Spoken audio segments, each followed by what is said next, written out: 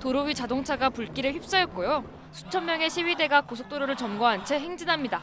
여기에 경찰도 물러서지 않고 시위대를 더욱 강하게 압박하는데요. 밤이 되면 상황은 더 악화됩니다. 시위대가 경찰을 향해 폭죽과 같은 폭발물을 던지기 시작하는데요. 양측의 대치가 이어지며 긴장이 감도는 이곳. 어디냐고요? 바로 미국에서 두 번째로 큰 도시 로스앤젤레스입니다. 현지 시간으로 6일, 미국 캘리포니아주 로스앤젤레스에서 이민세관 단속국 ICE가 불법 이민자들을 체포하면서 사태는 시작됐는데요. Well, we're going to have troops everywhere. We're not going to let this happen to our country.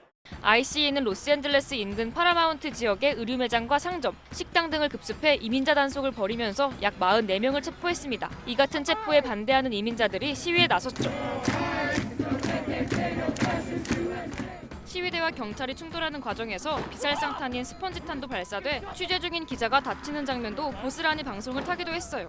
충돌이 이어지자 트럼프 행정부는 주 방위군을 투입하기까지 했습니다. 주지사 요청 없는 주 방위군 소집은 약 60년 만이었고요. 여기에 그치지 않고 트럼프는 해병대 투입도 검토하고 있다고 해요. 강압적인 진압이 이어지자 시위는 더욱 격화됐습니다. And that's what the Trump administration wants.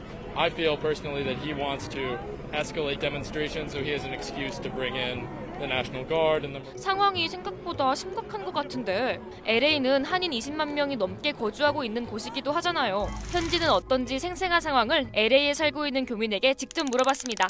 사실 그라운드 제로라고 볼 수 있습니다. 경찰 사이렌 소리, 뭐 헬기 소리, 시위하는 소리도 직접 목격도 하고, 사실 이번 시위가 규모는 많이 작지만 이 작은 공간 안에서 때로는 막 3,000명이 넘는 인파가 몰려서 고속도로를 장악하고 차량들도 태우고 경찰과 충돌하는 그런 모습은 순간 좀 아찔했거든요. 충돌이 한창 격화돼 고비였던 주말은 무사히 넘겼지만요. 아직 안심할 수 있는 상황은 아니라고 합니다. 항상 밤이 되면 시위대가 조금 더 커지고 평화로운 시위에서 좀 폭력적인 시위로 변하는 해프닝이 좀 있어서 로스앤젤레스 한인타운이 지금 시위 현장과 약 차로 한 15분 정도 거리밖에 안 되거든요. 그리고 지난 금요일 날 이민 단속국이 방문한 위치 중 한 곳이 또 한인이 운영하는 옷 도매상가였습니다. 그러다 보니까 한인 사회에서도 좀 긴장을 하고 있고요.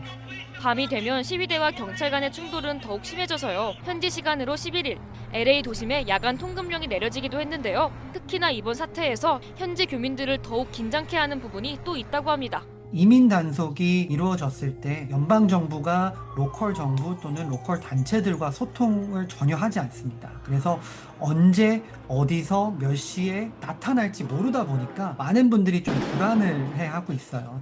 경찰과 시위대와의 충돌이 닷새째 이어지자 지역사회에도 막대한 영향을 끼치고 있다고 하는데요. 공포감 때문에 경제적인 임팩트가 상당합니다. 특히 지난 금요일에 단속했던 그 패션 디스트릭트, 많은 한인뿐만 아니라 남미, 라틴계 분들이 근무를 하고 계시는데 그런 분들이 지금 무서워서 출근을 못 하다 보니까 그냥 유령의 도시처럼 지금 변하고 있고요. 그래서 전체적인 지금 민생 경제도 이곳 LA도 많이 어려운데 더욱더 지금 어려워지고는 있습니다. 다행히 아직 한인이 구금되거나 체포되었다는 속보는 없지만요. 만약 LA 내에서 이민 단속이 더 확산된다면 체포될 가능성을 배제할 수는 없는 상황이라 긴장을 놓칠 수는 없는 지경까지 이르렀는데요. 이런 가운데 트럼프 장남 트럼프 주니어가 소셜미디어에 올린 사진 한 장이 화제가 됐습니다. 바로 1992년 LA 폭동 때 자경단을 조직해 시위대에 맞서 무장했던 한인의 모습이었죠. 많은 분들이 92년도에 LA 폭동의 트라우마를 갖고 계셔서 또 한 번의 92년 폭동이 되면 안 된다라는 목소리를 많이 내주고 계십니다. 그래서 지금 이 시기에서 그런 사진을 올린다는 것 굉장히 자극적인 행동이라고 하고요. 하루빨리 시위가 스탑이 돼서 모두의 이제 경제적인 그런 임팩트는 더 이상 없었으면 하는 바람이 큽니다. 트럼프 대통령, 지난해 대선 공약으로 연간 100만 명이 넘는 불법 이민자를 추방하겠다고 밝혔지만요. 이번 LA 불법 이민 단속을 보면요. 주 방위군에 해병대까지 동원하면서 특히나 강경하게 대응한다는 평이 나오고 있는데요.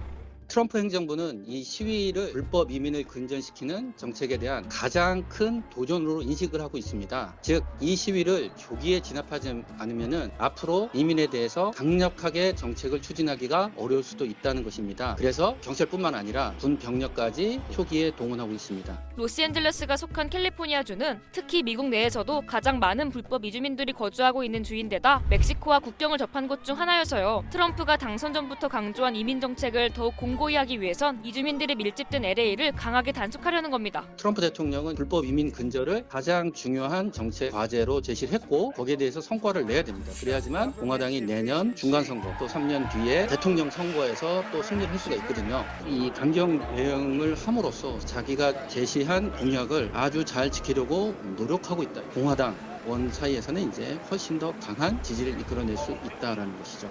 동시에 개빈 뉴섬 캘리포니아 주지사가 민주당 내에서 차기 대선 주자 중 한 명으로 거론되고 있는데요. 그간 뉴섬 주지사는 중도층을 끌어내기엔 부족하다는 평을 받곤 했는데요. 뉴섬 주지사가 이번 트럼프 행정부에 강력히 대응한다면 차기 대선 후보로 입지를 굳히는데 중요한 기점이 될 수 있어서요. 이번 사태는 트럼프 대통령과 뉴섬 주지사의 신경전으로까지 이어졌습니다. I would do it if I were Tom. I think it's great. Gavin likes the publicity, but I think it would be a great thing. He's done a terrible job. Come after me, arrest me. Let's just get it over with. Tough guy. You know, I don't give a damn. But I care about my community. 어느덧 일주일째를 바라보고 있는 LA 시위. 트럼프 대통령은 아직 군을 철수할 계획을 내비치지 않고 있는데요. 전문가들은 앞으로도 트럼프 대통령이 이민자 단속 정책을 더욱 강화할 것으로 내다보고 있습니다. 실제로 트럼프 행정부의 이민 정책을 주도하는 스티븐 밀러 백악관 부비서실장은 지난달 IC 회의에서 하루 평균 600명가량 체포하던 불법 이민자 실적을 3,000명으로 대폭 높이기도 했거든요. 본격 이민자 추방 정책을 실행에 옮기고 있는 트럼프 대통령. 그 정책을 선보이는 첫 대상이 LA가 된 것 같은데요. 아무쪼록 사태가 조속히 마무리돼 한인 교민들이 큰 피해 없이 일상을 되찾을 수 있으면 좋겠습니다.